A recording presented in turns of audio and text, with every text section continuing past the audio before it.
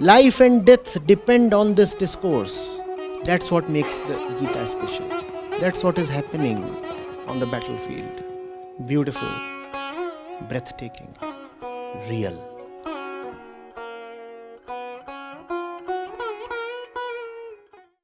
Good evening, Acharya. So my question is first, I have actually two questions. My first question is regarding me personally. The thing that I face is that uh, when I am speaking to someone in a group, I always tend to provoke people with my ideas and whatever opinion I have.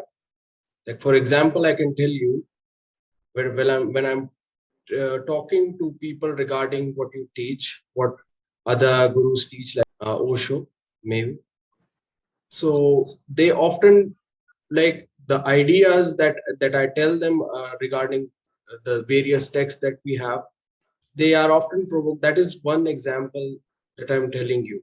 And I don't know, this happens to me in every spheres. Whatever ideas that I'm telling, the thing that I'm talking to people, they often get the conversation get really awkward at the point that they start to repel me.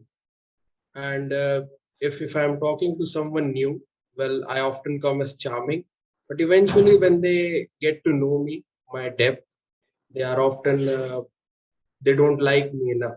So what I can do to make myself more likable, even though if I have provocative thoughts, as people have signaled to me previously?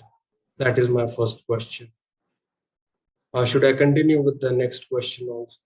No, let me respond to it. See, the purpose of communication is not merely to send a few words to the other or ideas to the other from your side.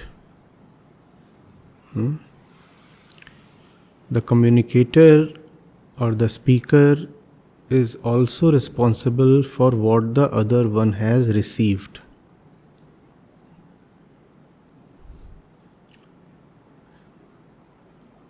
In fact, the communicator or the speaker is responsible even for what the other one has interpreted or construed.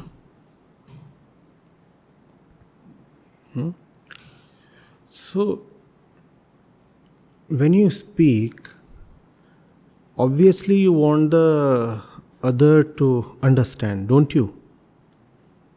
And if you find that instead of understanding, others rather get provoked, they react and they resist, then your own purpose is not being served, because I'm sure that is not what you had intended. And if that's what you had intended, then there is a serious problem, because the ego can find a lot of pleasure in instigating others, in getting others to flare up, react, get angry. The ego might say, look at my power, look at the potency of my words. With a few words, I got all these fellows so worked up. See how angry they are. See how I broke their poise, their peace. Because if you can get somebody to react, it's almost like getting him enslaved. You now have his number, his handle. You know where to press the button. So the ego can find that quite pleasing. You have to be cautious. However, let me assume that is not the case with you. Let me assume that it is not with the explicit purpose of eliciting a reaction that you speak. Let me assume that you speak with the right intentions. Then you must know the limit of your responsibility. And your responsibility, as we said, is not limited just to what you utter. It is limited not even to what reaches the other. It extends to what the other feels about it, how the other interprets it. So, you have to first of all begin with that in mind, right? There are people who say that their job is to speak the truth, and after that, how the others receive it is none of their business. Even that is not a very honest position to take. How the others interpret you is very much your own business. And that's why attention towards the audience is needed. That's why there have to be 1,000 ways to communicate the same point. That is why empathy is needed. If empathy is not there, the other one will not open up. If he will not open up, there would be no listening. If there is no listening, there is no communication. You are not speaking to the walls. You are not speaking to an audio recording device. You are speaking to conscious people with all their frailties, their imperfections, and their needs. People have their pains, their biases, their pasts.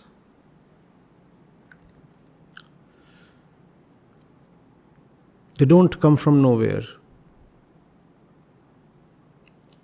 We all stand at specific positions of the ego. And it is from these positions that we listen to whatever we do. Therefore, the speaker has to first of all know where the listener is standing. Right examples have to be crafted. The right language has to be chosen. The right tone, the right words, and the right time and the right occasion have to be chosen. We have stories, the fables, the anecdotes that we have, in which a student comes to the teacher and asks a particular question, and the teacher says, "I will answer you." And then 8 months later, when the opportunity presents itself, that's when the teacher says, this is the answer. There has to be this kind of sensitivity to having the right time and the audience in the right frame of mind.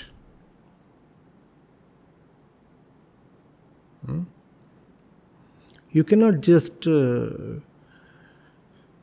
have an attitude wherein you care for only your own righteousness, thinking nothing of the other,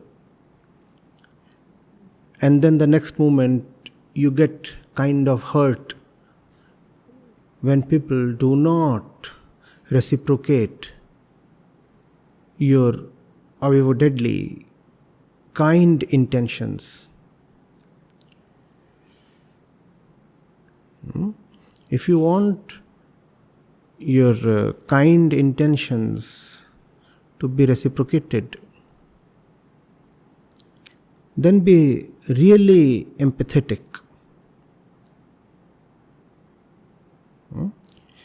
Know that your responsibility, as we said, extends beyond just speaking. We communicate to bring wellness to the other.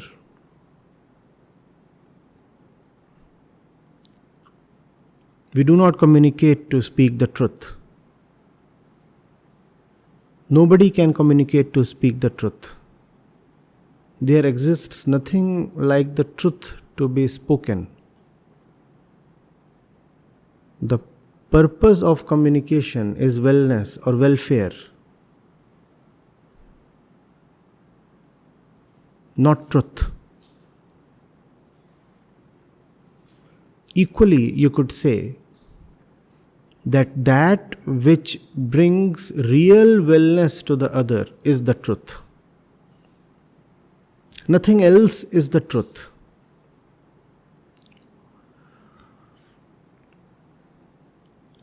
So if you are failing to bring wellness to the other, for sure it is not the truth that's there in your words.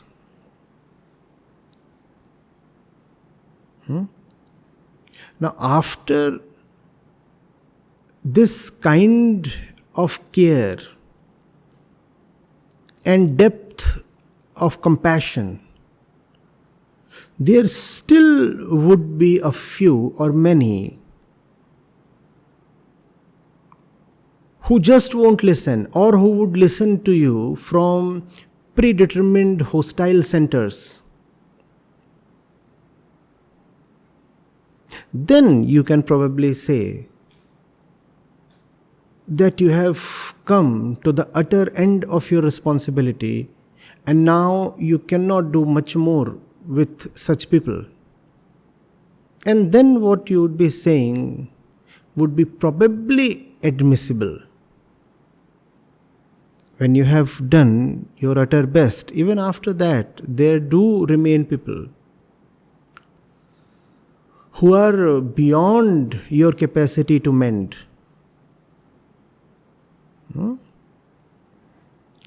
Because after all, listening and understanding are sovereign decisions.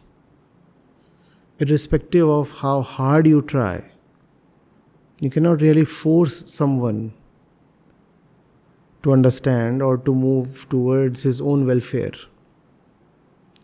So a few people would still remain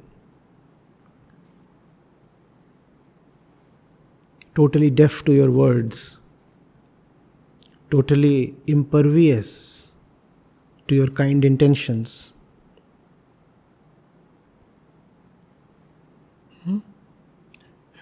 There you can excuse yourself. You can then honestly say, I did try my best, but I couldn't succeed with these few people. But obviously that is to be said after you have done your best with total empathy. How do you know whether you have done your best? Here is a hint. When you are trying to reach out to the other, to explain to the other, you will have to leave your own position. You cannot say that I am a scholar and therefore I will use scholarly language. You cannot say, I love Indian history, therefore I'll come up with examples only from Indian history. You cannot say that the world of the other is untouchable. They live in filthy places. Therefore, I won't go close to them.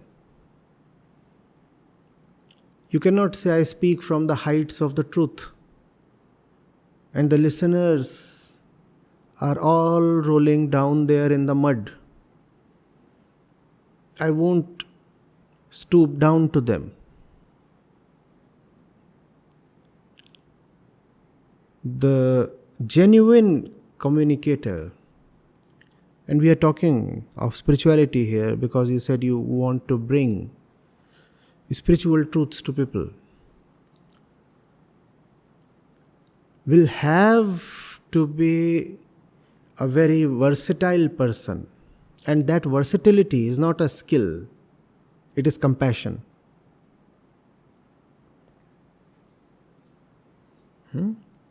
He will be prepared to leave all that is secondary or external about him.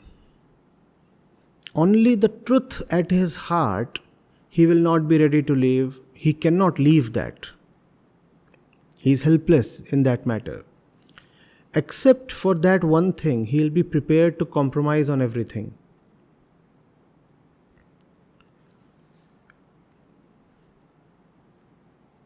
He will stoop, he will change, he will bend. He can go left or right. He can switch languages.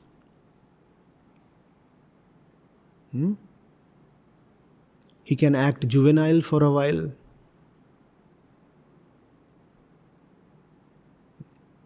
He can start from where the audience stands.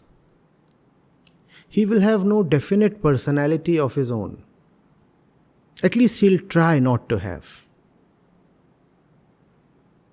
His need to wear a particular favorable personality would be smaller than his empathy towards his listeners.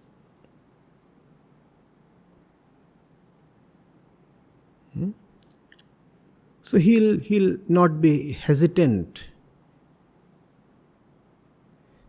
in going to places that are generally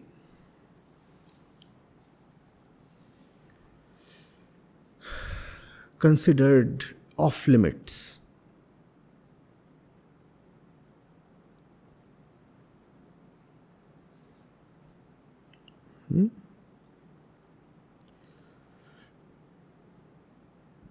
When truth is at the heart, then you have very little need to hold on to anything else. All else then becomes negotiable.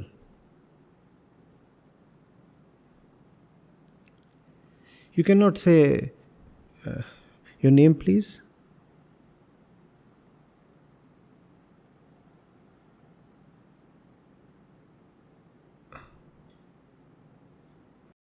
Yeah, my name is Amrit Pandit.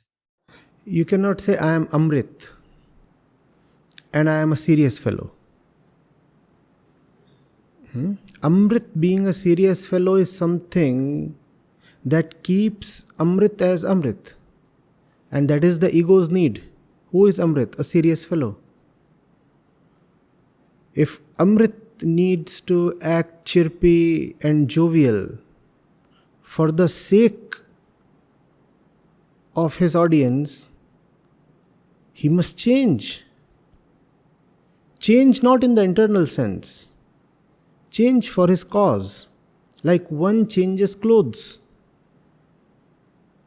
Do you keep wearing the same set 24 hours and 7 days?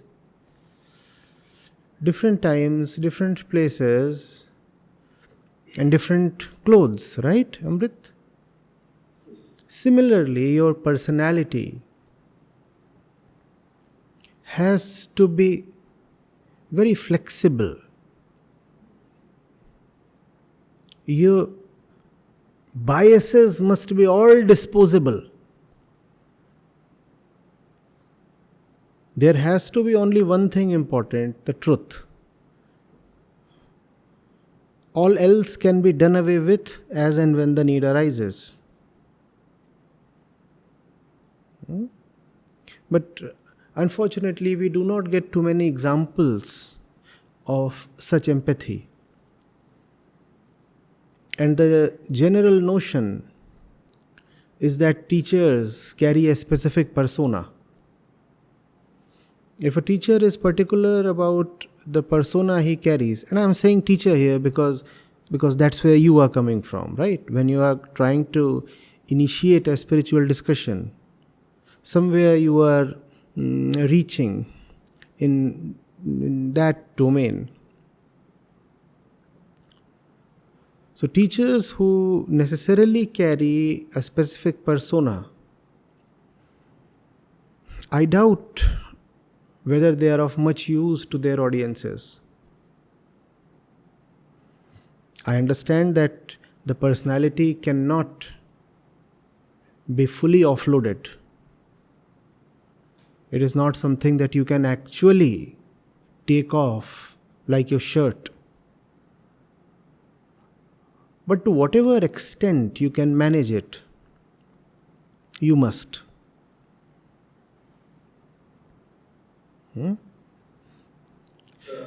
Let me add one last thing to it, Amrit. To your words, people listen later.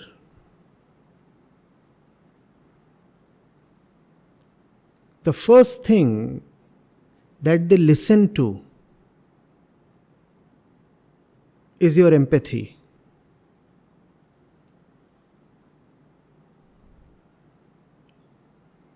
They want to see whether your face and your eyes carry their pains.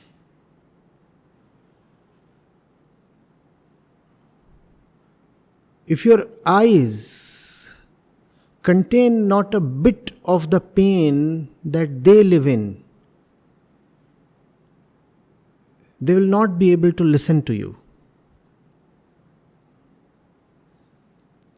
Truth is not about lofty words and scholarly theories. Truth is, first of all, a deep desire to help.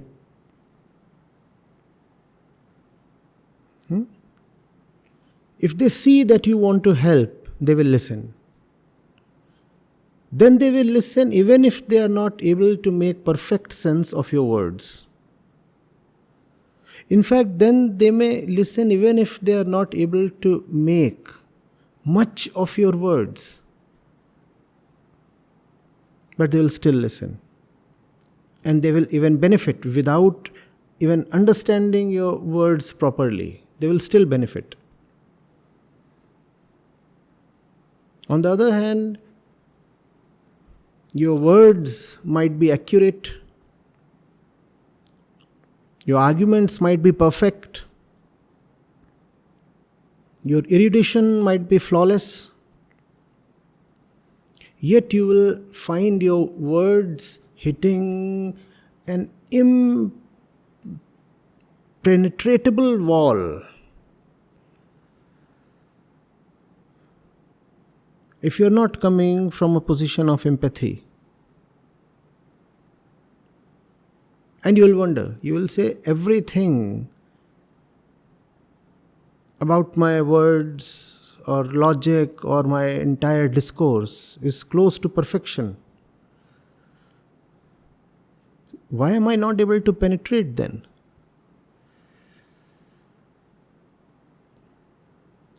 It's not knowledge that penetrates the other.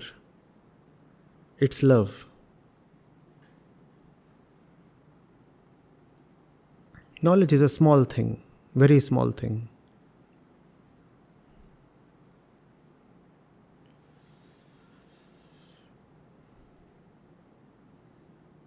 The world has not remembered scholars so much.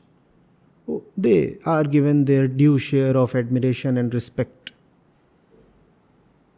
It is the great lovers who become immortal in the heart. The saint is always above the scholar. And somehow the saint comes to know every bit of what the scholar knows.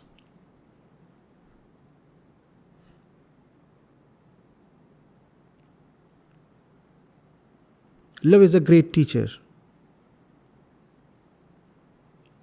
Love will beget knowledge. However, it is not necessary that knowledge begets love.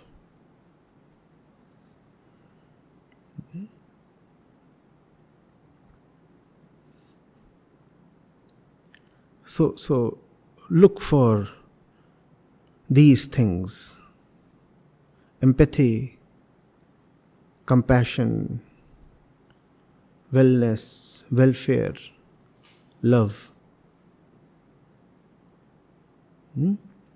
Arguments and logic and scholarliness and knowledge, they are great things, but mean nothing in absence of love. You were saying something. In regards to changing yourself and when you are communicating with others so that they are more comfortable, it should have a welfare and healing effect. Communication, as you taught.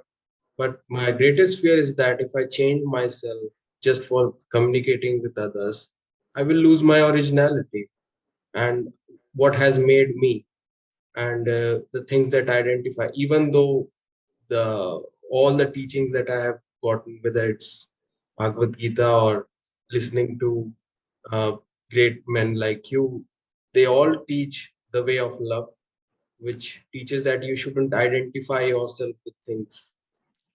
So, but what has made me, all the knowledge that I have, without identifying myself to those, I will lose. I fear that I might lose.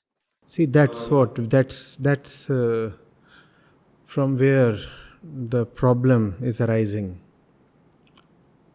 You are not yet fully established in the truth. Therefore, you are insecure.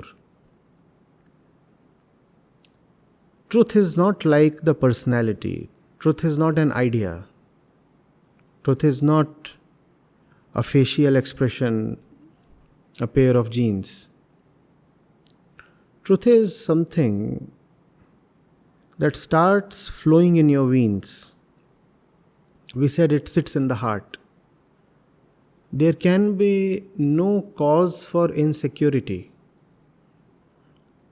If you really have it, you cannot lose it. How can you then feel apprehensive? And this is exactly what happens when people feel that truth is something that might be snatched away or that might get dropped. Then they close their fists. Then, with great desperation, they clutch the truth. And when you close your fists and you clutch at something, then you cannot open your arms to the world. With joyful abandon, you can open your arms to the world, to your audience, only when you are fully secure that even if you are in that kind of open position, even if you have made yourself so vulnerable to everybody, somebody with his arms stretched out is in quite a vulnerable position, is he not? He's totally bare now, uncovered and defenseless. You have to have the inner assurance that even in such a vulnerable position, you will not drop or lose the truth, because it is so deep within you, you cannot lose it. If you do not have that inner assurance, then instead of being fully devoted to understanding the audience, a big part of your attention will be towards somehow defending your own needs. At this moment, I really do not know my name. At this moment, I am not at all worried about my past, my future, what is happening at this time, who you are. Nothing matters. What matters is just your welfare. I have no task of my own to take care of at this moment. And that is the reason I can concentrate completely on you. Think of another scenario. There is a very precious thing, precious and fragile, resting here on my lap, even as I am speaking to you. It is both very precious and fragile.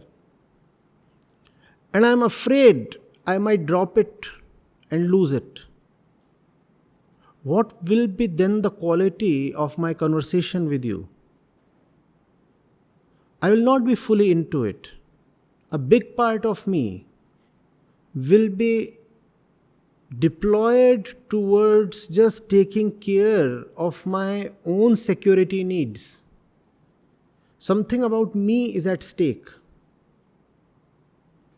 Then your interests will become secondary.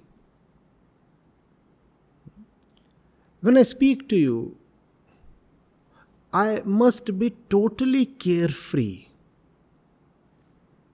I need to have nothing on my side to take care of.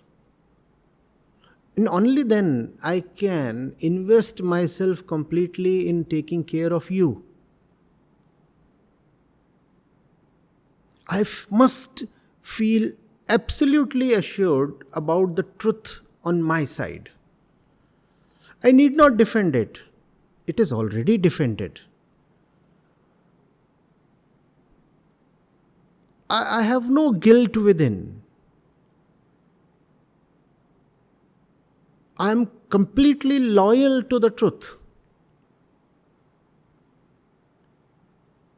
I do not fear something about me might get exposed in this conversation. Therefore, I need not premeditate and talk. Therefore, I can be very dynamic and very unthinking. I am choosing this word with all due care. I need not think in advance about what I am going to say next. I can allow myself to flow, knowing fully well that irrespective of where the flow takes me, the truth will be with me. I'm not going to lose it. I'm fully secure. Only when there is something within that just cannot change, then you can afford to completely change on the outside as per the need of the occasion.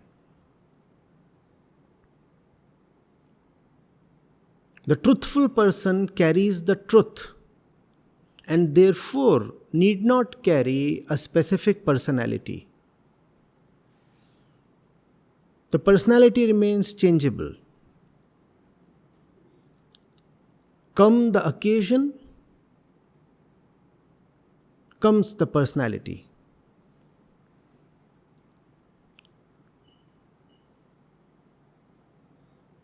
As per the question comes the response.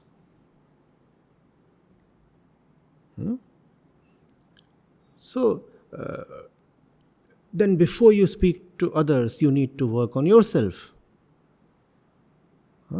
Your chief problem, it turns out, is not others. Your chief problem is your own instability and insecurity with respect to the truth. You are yet not fully established or deeply established. And as you establish yourself deeper in the truth, you'll find yourself becoming more and more carefree. You'll say, it is not on my lap anymore. It is in my heart now. I cannot lose it.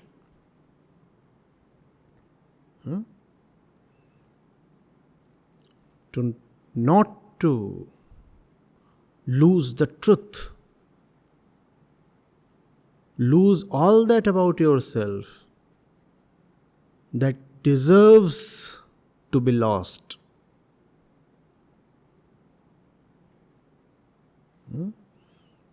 When it comes to picking between yourself and the truth, I need not say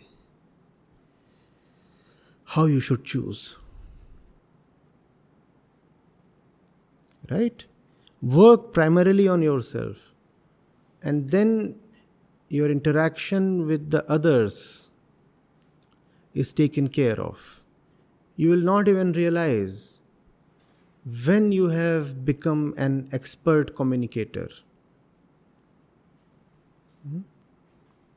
Communicator or speaker or teacher will then be small words, because that's anyway not what you intended to be.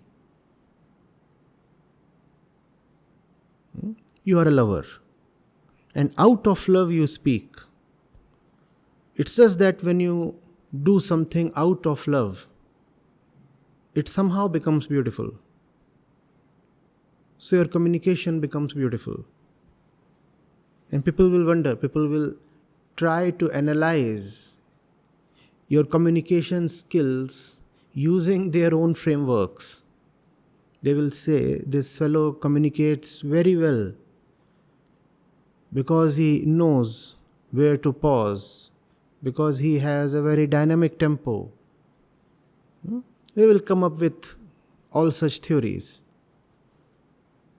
Whereas the fact would be that you would be just speaking without caring for any theory. Leave it to the scholars and the experts to keep analyzing your communication later on. Let them record your speeches and conversations and break their heads over it. And obviously they will come up with their conclusions and they will say, such and such things are being done. Maybe such and such things are being done, but you are not doing them, at least not purposefully. They are just happening. So great things just happen when you have the welfare of the other in mind and nothing else. Right? Everything falls in place.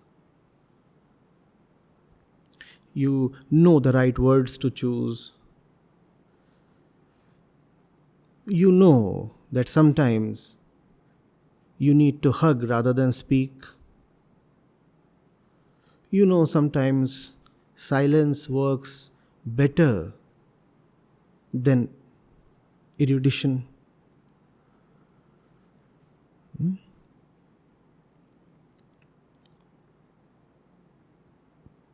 These things then happen.